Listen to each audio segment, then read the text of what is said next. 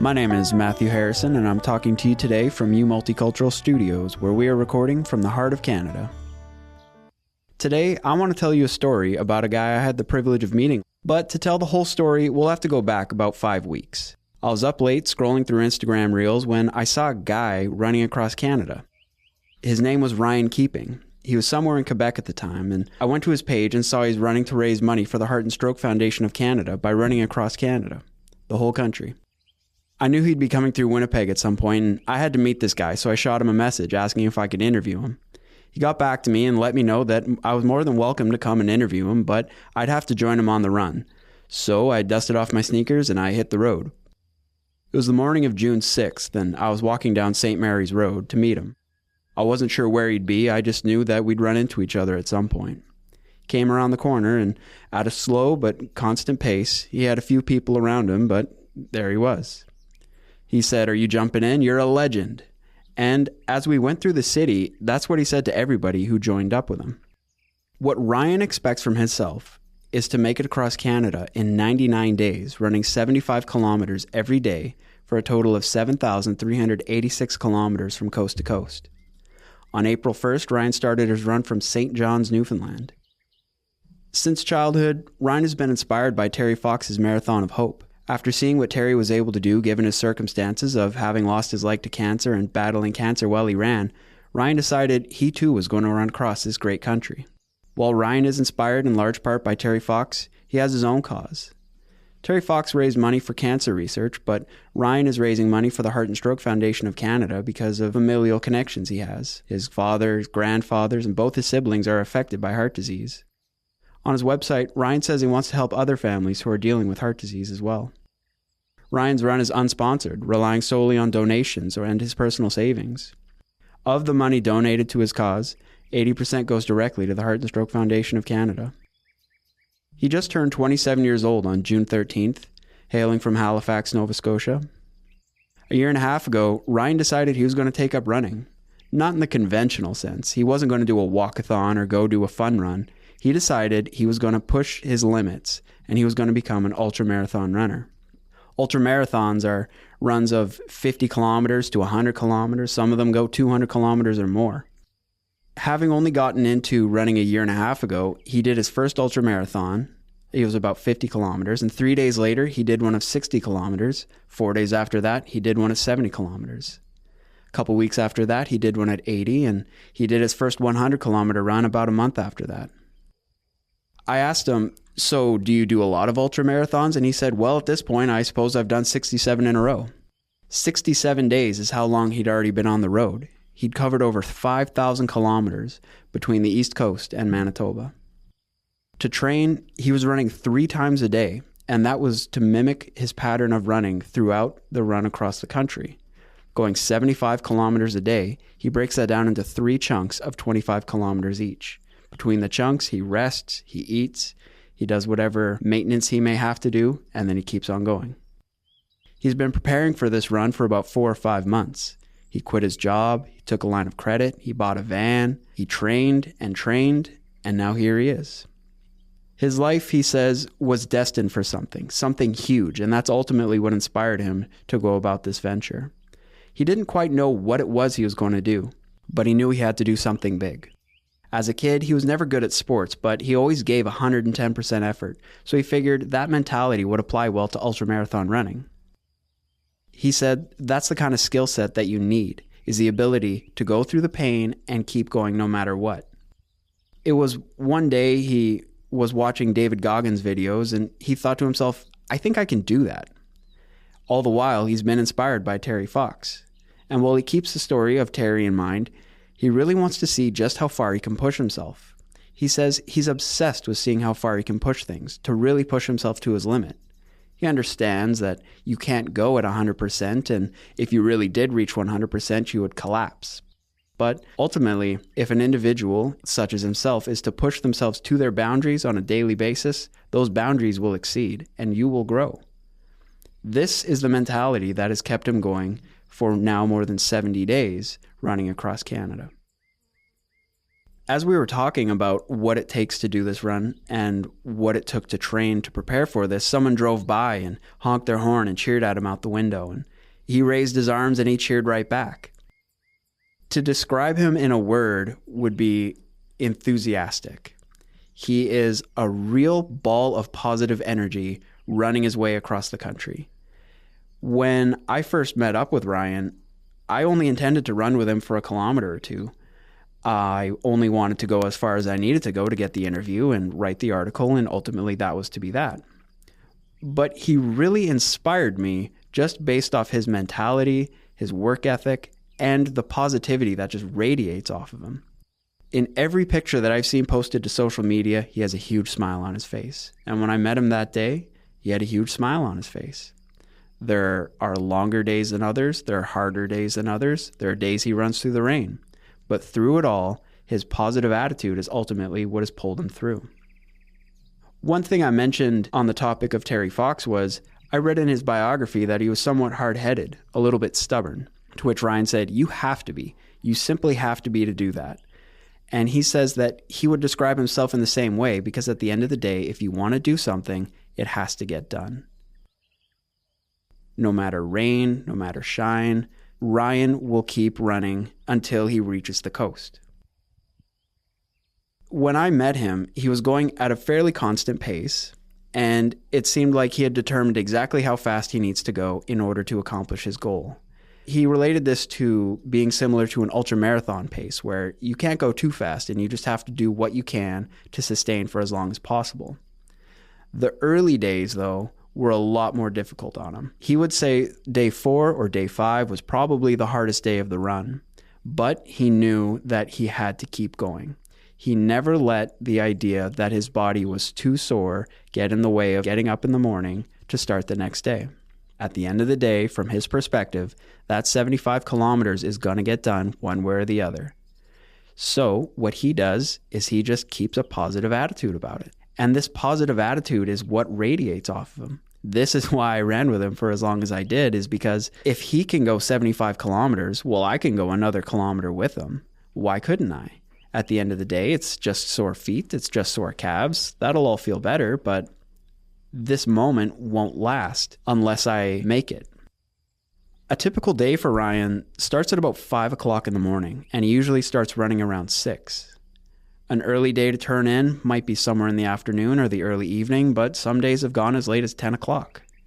At this point, he's really putting in the hours of 2 full-time jobs. It's funny to think that Ryan's never been this far into Canada before. All these new places, all these new communities and cities, all these new people, it's all totally new to him. He's never been this far west. Granted, it might be the most difficult way of getting across the country, but it's also probably the cheapest. Now, having gone through all these communities and cities, he's found a whirlwind of support from every place he's been through. There are plenty of lonely stretches of highway where he might turn his music up a little louder, but the support that he's found in the cities, he says, just blows him away. A big motivating factor for him, and what keeps him going and what really makes him appreciate the opportunity to see all these places, is the reality that there's a lot of negativity in the world. And what Ryan is doing is just good. It brings people happiness. It brings people joy to see what he's doing. And it's an opportunity to raise money for a very important cause. What Ryan sees in what he's doing is it's giving people in Canada something to cheer for and something that people can feel good about, but also something that people can come together over. I've seen pictures of crowds of people running with Ryan, and the whole time I was running with him through Winnipeg, there was people that were just jumping aboard the whole way through. From St. Mary's, down Main, down Broadway, down Portage. I was only with him a brief while, but lots of people were excited to see him, and even more people were excited to join the journey. Now, it seems like a solo venture, but it really isn't. In addition to everybody he gets to meet along the way, he has his friend Josh, who helps take care of the tasks along the way and do photography and run social media with him, but he also has his dad Scott, who drives the van. When I met up with Ryan, Josh was running with him, holding a camera. I asked if he had ever done any such running like Ryan had done, and he said he himself had done ultramarathons before. Josh and Ryan have been running together since day one, and jokingly, Ryan said to Josh, "It's almost like we're getting married out here. We're spending so much time together."